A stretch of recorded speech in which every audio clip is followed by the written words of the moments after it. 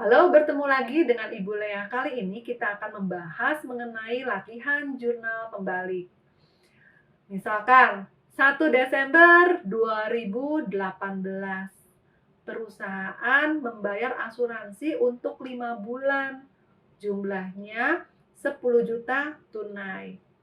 Nah, nanti di akhir periode di 31 Desember pasti kita harus membuat jurnal penyesuaian. Nah, kalau 5 bulan 10 juta, artinya 1 bulan 2 juta. Dari 1 Desember sampai 31 Desember digunakan 1 bulan. Nanti kalau kita mau mencatat yang sudah digunakan artinya 2 juta. Nanti kalau kita mau mencatat yang tersisa artinya 8 juta. Oke, kita akan masuk pada cara menjurnalnya. 1 Desember, jika kita mencatat menggunakan pendekatan neraca, debit, asuransi dibayar di muka 10 juta, kreditnya kas. Lalu 31 Desember, beban asuransi sebesar 2 juta, kreditnya asuransi dibayar di muka 2 juta. Karena kita mencatat menggunakan pendekatan neraca, jadi di 1 Januari 2019 tidak perlu dibuat jurnal pembalik. Sekarang jika kita mencatat menggunakan pendekatan laba rugi. Nah, transaksi pembayaran asuransinya 1 Desember, debit beban asuransi 10 juta, kreditnya kas 10 juta.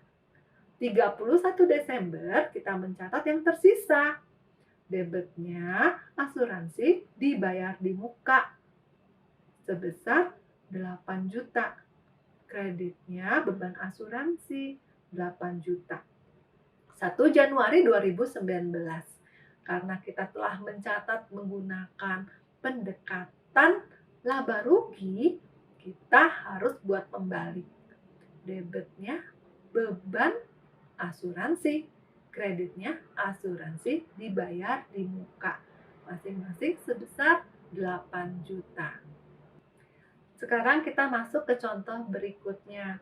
1 Agustus tahun 2018, perusahaan menyewakan gedung untuk 2 tahun dan menerima uang secara tunai 24 juta. Kalau 2 tahun artinya ada 24 bulan. Masing-masing bulan terkena masing-masing biayanya sebesar 1 juta. Nah, buat kita itu merupakan pendapatan ya. Jadi sekali lagi diterima orang mau sewa gedung ke kita 24 juta. Jadi kalau nanti periodnya adalah kita hitung Agustus, September, Oktober, November, Desember, Januari, Februari, Maret, April, Mei, Juni, Juli ya. Oke, kita mulai ya. Sekarang kita hitung dulu nih. Karena nanti kita pasti akan membuat jurnal penyesuaian di 31 Desember dari Agustus sampai Desember, Agustus, September, Oktober, November, Desember, 5 bulan. Artinya nanti yang terpakai adalah yang sudah menjadi pendapatan kita 5 bulan sebesar 5 juta. Sedangkan yang tersisa yaitu sebesar 19 juta. Kita mulai mencatat. Ya, 1 Agustus 2018. Kita menggunakan pendekatan neraca. Debit, kas, kreditnya pendapatan diterima di muka sebesar 24 juta. Kemudian 31 Desember kita akan mengakui pendapatan yang sudah menjadi hak kita. Ya, debitnya adalah pendapatan diterima di muka, kreditnya pendapatan usaha. Ya, sebesar 5 juta. Karena kita mencatat menggunakan pendekatan neraca, jadi di 1 Januari 2019 tidak perlu ada jurnal pembalik. Sekarang jika kita mencatat menggunakan pendekatan laba rugi. Tanggal 1 Agustus 2018. Kita menerima uang nih 24 juta karena menyewakan gedung. Debit kas 24 juta. Kreditnya pendapatan usaha sebesar 24 juta. Kemudian pada 31 Desember kita mau mencatat sebesar yang tersisa. Totalnya tadi kan 24 juta kan. Kita sudah lewat 5 bulan, artinya tersisa 19 juta. Nah, debitnya adalah pendapatan sewa. Kreditnya pendapatan diterima di muka sebesar 19 juta. Karena kita sudah mencatat menggunakan pendekatan laba rugi, jadi di 1 Januari 2019 kita harus membuat jurnal pembalik. Nah, kita buat nih jurnal pembaliknya. Debit pendapatan diterima di muka. Kreditnya pendapatan sewa. Masing-masing sebesar 19 juta. Kita masuk ke contoh berikutnya. Misalkan sebuah perusahaan selalu membayarkan upah secara mingguan, tepatnya setiap hari Jumat. Besarnya yaitu 1 juta. Jadi kalau kita lihat misalnya perusahaan tersebut hari kerjanya Senin sampai Jumat, artinya 1 hari itu terbeban sekitar 200.000 ya. 1 juta dibagi 5. Nah, kita ambil contoh nih. Tepat di 31 Desember 2019. 31 Desembernya ini jatuh di hari Kamis. Artinya, untuk karyawan-karyawan kita belum bayarkan karena bukan hari Jumat. Hari Jumat akan terjadi nanti di 1 Januari. Nah, kita akan buat jurnal penyesuaian di tanggal 31 Desember 2019. Debitnya beban gaji, kreditnya utang gaji. Jumlahnya 800.000. Karena Senin sampai Kamis 4 hari, jadi 800.000. Kemudian di 1 Januari kita perlu buat jurnal pembalik.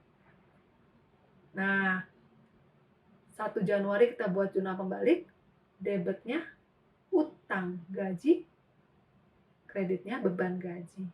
Masing-masing 800.000. Nanti saat direalisasikan pembayarannya untuk siklus yang satu ini ya, kita akan buat jurnal. Debit beban gaji, kreditnya kas 1 juta. Nah, itu saat realisasi pembayarannya. Nanti mungkin aja tanggal 1 masih libur, belum masuk ya. Kan tanggal 1 jatuh di Jumat libur. Sabtu juga libur. Sabtu tanggal 2 ya. Terus 3-nya Minggu. Nah, tanggal 4 mungkin akan direalisasikan nanti lagi. 4 itu jatuh di hari Senin, nggak mungkin terjadi pembayarannya. Nanti kita akan terakumulasi di minggu berikutnya. Jadi minggu berikutnya akan terima pembayaran sebesar berapa? Yang dulu belum dibayar tuh. Sekaligus kan, dibayarkannya sekaligus. Jadi nanti karena ada liburnya kebanyak, kita di minggu berikutnya baru terima di hari Jumat sebesar 2 juta. Nah, supaya tidak bingung, kita jurnal per period.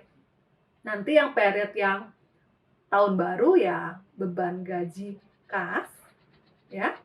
Nah, period yang tadi yang sebelumnya tuh yang kita sudah buat penyesuaian tetap aja sama, beban gaji kas.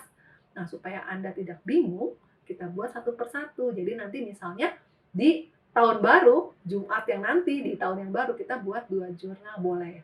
Atau kita gabung, boleh. Demikian untuk pembahasan mengenai beban yang masih terhutang. Kita masuk ke contoh terakhir. Di sini ada sebuah perusahaan menerima kontrak proyek gitu ya, harus dikerjakan. Dan pembayarannya 3 juta per bulan dan dibayarkan setiap tanggal 10. Nah, tentunya pengerjaannya kan dari terhitung nih 1 bulan ya.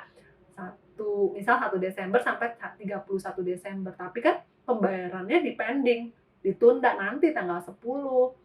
Nah, kita akan buat nih Jurnal penyesuaian di 31 Desember, kita akan akui debit piutang usaha, kreditnya pendapatan usaha. Nah, di tanggal 1 Januari ya, 1 Januari nanti kita akan buat debit pendapatan usaha, kreditnya piutang usaha. Oke. Nanti tanggal 10 saat realisasi kita akan buat jurnalnya. Debit kas, kreditnya pendapatan usaha sebesar 3 juta. Jadi tadi sekali lagi jurnal penyesuaiannya adalah piutang usaha 3 juta, kreditnya pendapatan usaha 3 juta. Dibuat jurnal pembalik di 1 Januari, debitnya adalah pendapatan usaha 3 juta, kreditnya piutang usaha 3 juta. Kemudian saat realisasi, debitnya kas 3 juta, kreditnya pendapatan usaha 3 juta. Demikianlah pembahasan kita mengenai latihan jurnal pembalik. Sampai jumpa.